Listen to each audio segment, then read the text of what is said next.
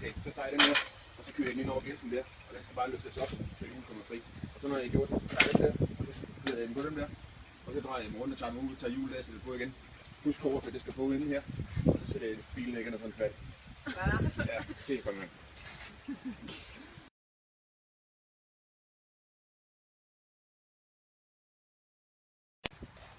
Så starter med at køre dumkraften ind under bilen. Så skal du sørge for at ramme den metalbjælk, der ligger hernede. Og så med hele fladen på. Dernede under? Ja. Ja, den. Ja, lige den der.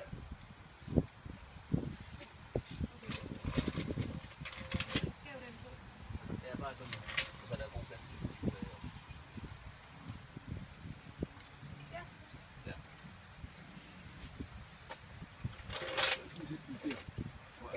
Du kan altid justere den, når du bliver lidt længere op, så er det nemmere at se. Okay. Og du pumper bare med håndtaget. Ja.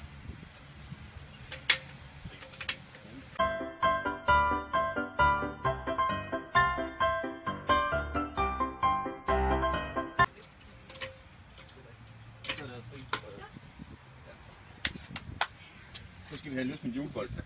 Og der er det vigtigt, at håndbremsen er trukket. Det er godt, at tjekker.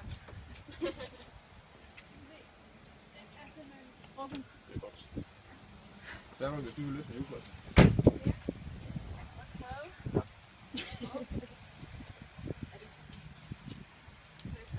Det ser rigtig ud.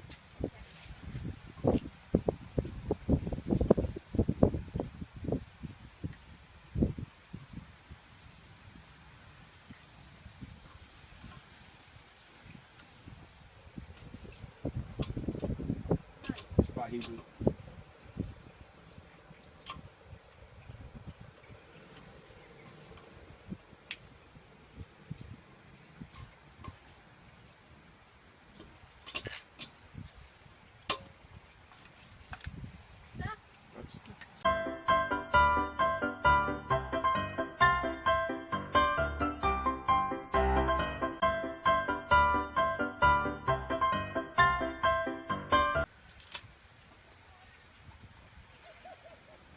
Så står der klar på, at hjulet kan falde af nu her, når du tager den sidste af.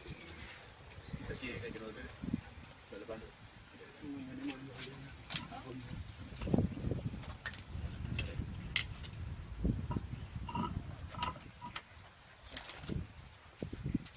Så tager man hjulet af. Og jeg ved ikke, Gunnar, du vil sætte på igen. Det kan faktisk være, at I skal hjælpe sammen. Ja, okay. Ja. Og der skal vi bruge en kobberfisk derovre. Det er nemmest at gøre det til at starte med. Ja. Og den her? Og det smører I på. Det vinder det her. Ja. Bare det smører I bare på.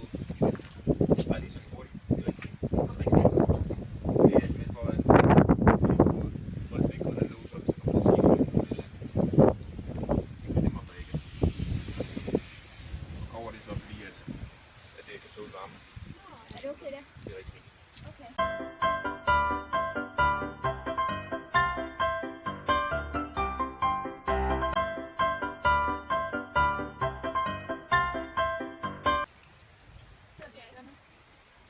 Så holder jeg. Hvis I kan starte med at skrue dem bare løs på, så kan I... Ja.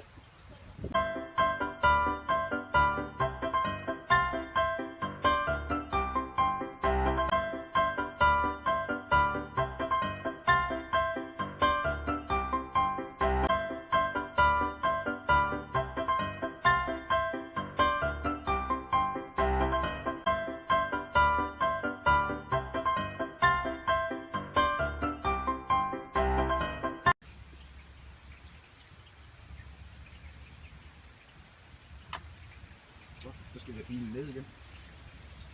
Og der tager du stangen ud af det hul, den sidder i nu. Og så sætter du den ned igen hernede. Og så skal den skrues den vej, helt stille og roligt. Overhovedet ikke stille og roligt. Og så kan du lige trykke den vende, så bare helt ned.